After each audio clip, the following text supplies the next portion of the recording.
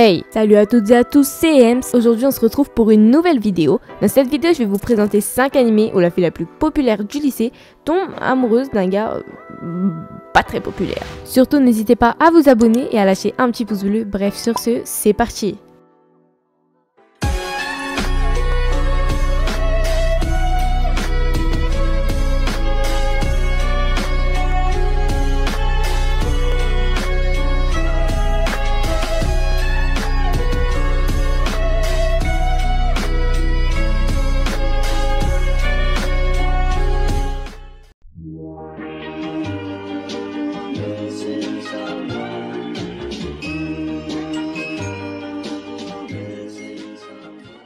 Il existe une rumeur, cette dernière concerne un mystérieux phénomène appelé syndrome de la puberté. Sakuta est un jeune lycéen qui fait la rencontre de Mai Sakurajima alors qu'elle se promène dans une bibliothèque déguisée en bunny girl.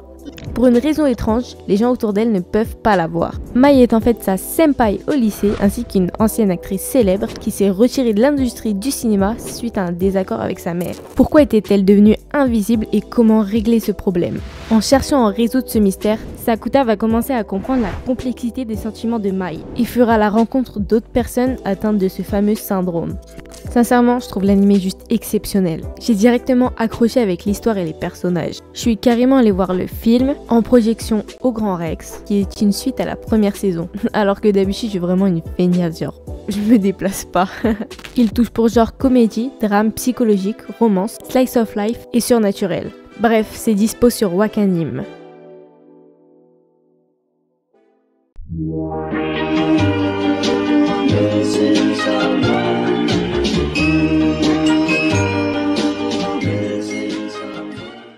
Keita Amano, un jeune homme solitaire et passionné de jeux vidéo, est un jour abordé par Karen Tendo, la fille considérée comme la plus belle et populaire du lycée, qui est aussi présidente du club de jeux vidéo. Elle essaiera de recruter Keita dans son club. Il fera ainsi la rencontre de Chiaki Oshinomori, qui se dispute souvent avec Keita, et Tasuku Uehara, qui se dit être heureux dans le monde réel, mais qui en réalité adore les jeux vidéo.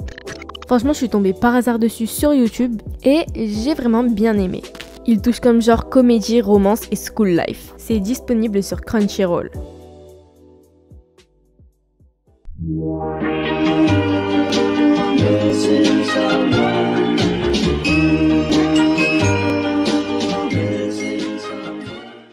Bien décidé à obtenir une bourse afin de pouvoir intégrer une école de médecine, Eita passe le plus clair de son temps à étudier sans relâche. En raison du divorce de ses parents qui sont partis chacun de leur côté, le laissant seul avec sa tante, il ne porte aucun intérêt à l'amour.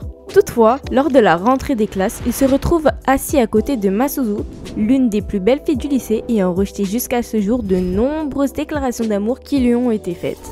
Fatiguée de voir les prétendants s'accumuler, celle-ci exerce une pression sur Eita afin qu'il fasse croire à tout le monde qu'ils sortent ensemble.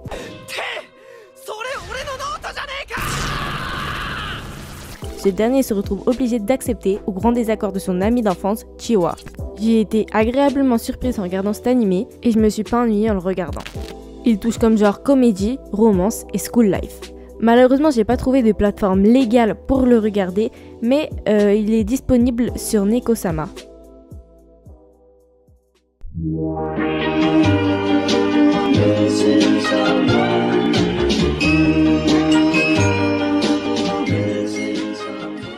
Joro est un lycéen tout à fait banal qui est attiré par son ami d'enfance, Imawari, et Cosmos, la présidente du BDE, et également la fille la plus populaire du lycée. Une situation sentimentale déjà assez bien complexe qui ne fait que s'envenimer davantage lorsque les deux jeunes filles lui apprennent qu'elles sont toutes les deux amoureuses, mais de son meilleur ami. Cependant, l'histoire se complique lorsqu'une certaine jeune fille à lunettes nommée Sanshokuin dit être amoureuse de Joro. Je l'ai regardé super récemment et sincèrement, je me suis vraiment tapé des barres de rire dessus. Alors que d'habitude, pour me faire rire, faut vraiment que ce soit drôle. Non, parce qu'il y a vraiment très peu d'animés qui m'ont fait rire. Je vous avoue que j'étais pas déçue. Il touche pour genre comédie et romance. C'est disponible sur Wakanim, alors foncez.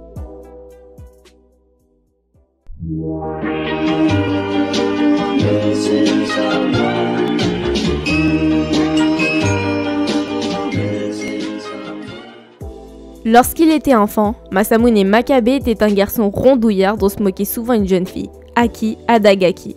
Il a fini par décider de se prendre en main et quelques années plus tard, le voilà devenu un beau jeune homme intelligent et athlétique. À présent, il est prêt à prendre sa revanche sur ceux qui l'ont humilié et il compte bien profiter d'un changement d'école pour mettre ses projets en œuvre. À son grand étonnement, il rencontre la cible de sa vengeance le premier jour après son transfert. Il ne perd donc pas de temps à élaborer ses plans, mais la vengeance n'est pas toujours aussi rapide qu'on ne le pense. En vrai, de vrai, non, en vrai, j'ai vraiment bien aimé. Carrément, là, je suis en train de le re-regarder tellement c'était marrant et tout, mais vraiment... Wouh! Faut que je commence à me calmer. Non, plus sérieusement, c'était vraiment cool et donc, allez le regarder pour le coup. Il touche pour genre comédie, romance et school life. Et c'est disponible sur Crunchyroll.